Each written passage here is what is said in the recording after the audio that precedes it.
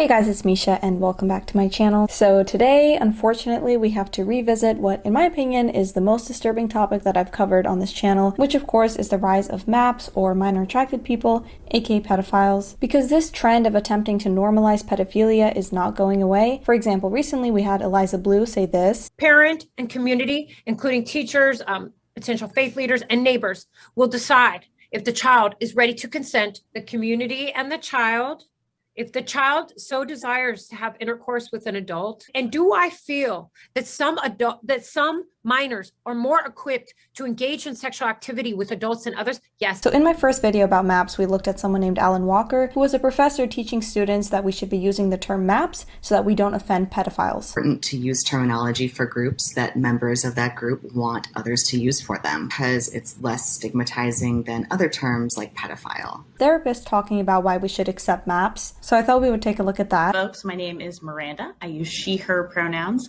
and I'm a licensed professional counselor and sex therapist in Erie, Pennsylvania. The fact that she's a licensed therapist is insane to me. I mean, she's already starting off the sentence with "my pronouns are," which is a red flag, but then proceeds to defend pedophiles. And I want to talk about minor attracted persons because they are probably the most vilified population of folks in our culture. Good.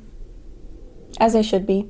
And most folks are making incorrect assumptions about them without actually knowing much about them. Well, I know they're attracted to children. That's all I really have to know. And those assumptions create harm for an already marginalized population.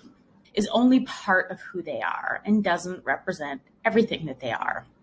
We are all people first with many different facets or parts of ourselves. And this includes folks who are attracted to minors. This is like saying he's such a funny guy, we love hanging out with him. He's also a pedophile, but he's also really good at photography. You're gonna look over the fact that he's a pedophile? They've not chosen this attraction, just as the rest of us have not chosen whatever our attraction is. You don't get to choose to be heterosexual or to be gay or whatever you are. I seriously hope she doesn't have children, because I feel like she'd be the type of person to leave them with a map because, you know, she's so PC and we have to be tolerant of them, and just trust the pedophiles that they won't do anything because they say so, right? So we should just trust them, because that's their whole argument. They're saying that because these maps aren't going out and actually touching kids, or so they say, we should accept them and not call them pedophiles, just call them maps, even though their attraction to kids is what makes them a pedophile. There's also this strange argument that they're making that if we normalize this, that will somehow help them go into therapy, right? But they can seek treatment without us normalizing their attraction. If it was normal to be attracted to children, why would you go to therapy? We should be letting them know that it's immoral, that it's disgusting. We shouldn't be sugarcoating it. It's pedophilia.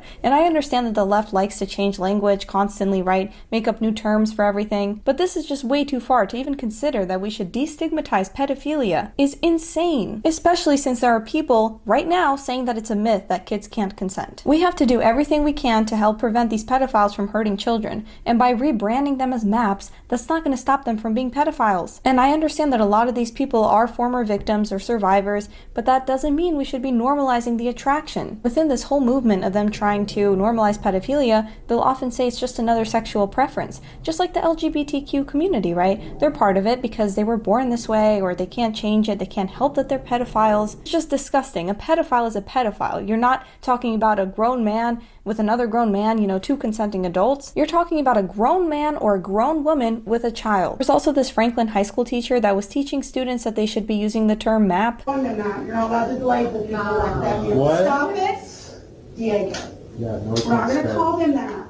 We're going to call them MAPs. No. Minor attracted persons. No. So don't judge people just because they want to have sex with a 5-year-old. Some of the students came to her defense, saying that it was taken out of context. I think, yes, they should fire her, but all the hate that she's getting to ruin her career. Pedophiles are sick and they need to get help. Not make up new terms so that the pedophiles can feel better about themselves. Or trying to fight for their rights because the pedophiles are oppressed. Not the potential victims, right? Forget about them. Let's focus on the pedophiles and their feelings. There's also this debate about whether or not a pedophile is made or born. If the brain is wired that way, it also implies, doesn't it, that the wiring cannot be changed. There is no cure.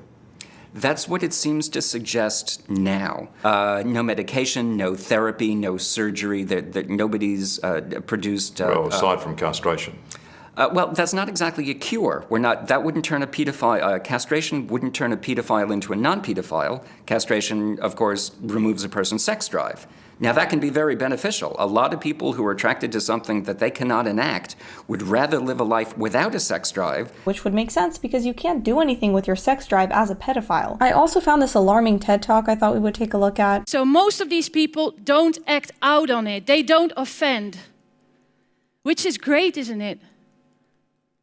But the problem is, these people can't talk about their feelings because they know that they will be hated for it. And what if this love that you really wish for will forever be impossible? That must be a really lonely situation to be in.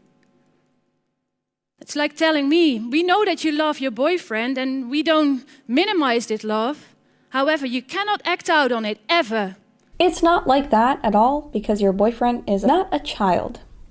And I'm not justifying this. On the contrary, I work for police. I'm just saying that it's a logical thing to happen. And now I hear you think, yeah, but you know what? Whoever the offender and whatever seriousness the crime, they should still all be punished for it. Yes. But what if this time the offender is your neighbor, your colleague, your football mate? What if this time the offender is your husband or son? I don't care if it was my neighbor or my pet dog or my chickens. Send them to prison. It's pedophilia. Because we tend to think in stigmas.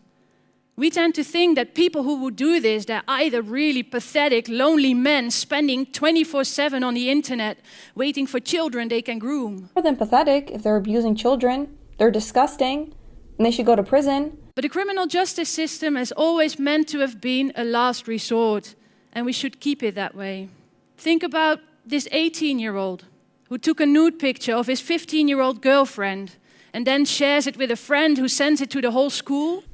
Is she really trying to get us to have empathy for pedophiles? Yes, definitely. We should have a proper conversation with them. But should they really learn the hard way? Should they have a criminal record for the rest of their lives? Yes. A couple of years ago, I was speaking at a conference after which I got approached by a lady, and she had a 5-year-old daughter who just received love letter and flowers from a guy who was living in their area. Well, what this lady already did was she went over to the guy's house. He was in his mid or late 30s. She spoke to him, and it turned out that indeed he was really in love with the little girl, and he couldn't hide it no longer. She spoke to him. She had a really good conversation. And she convinced him to find psychological help. Yeah, but also call the cops. Call the cops. And what she asked me was, shouldn't I be concerned now? I'm really worried now to let my child play on the street. But what I told her was, at least now you know where the dangers are. And now you can manage this risk. She doesn't even provide any solutions. In the beginning, she's like, I'm going to tell you in detail how we can help them. All she says is that we should be accepting and not put low-risk offenders in prison. By destigmatizing this, the pedophiles won't feel guilty, they won't feel like their attraction is abnormal, and therefore it will be unlikely that they're going to seek help. And that's all for today's video, guys. Please comment your thoughts below. Also, remember to hit that subscribe button and the notification bell so you don't miss my next video, and I will see you all in the next one. Bye!